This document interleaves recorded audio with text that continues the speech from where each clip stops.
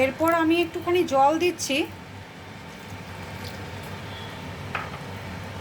তারপর আমি একটুখানি গুঁড়ো, এই যে দেখছেন এটা হচ্ছে গরম মশলা, আমি অ্যাড করলাম।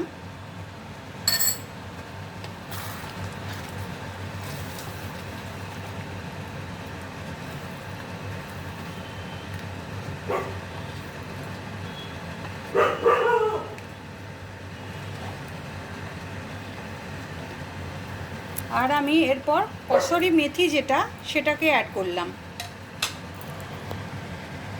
আপনারা চাইলে ধনেপাতা দিতে পারেন, তো আমি এটাকে কসুরি মেথি দিলাম। এবার আমার পনির বাটার মশলা রেডি। আপনারা যদি চান এরপর আপনারা ঘিও অ্যাড করতে পারেন।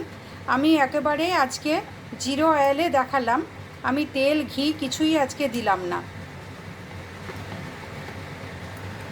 তো আমার পনির বাটার মশলা রেডি।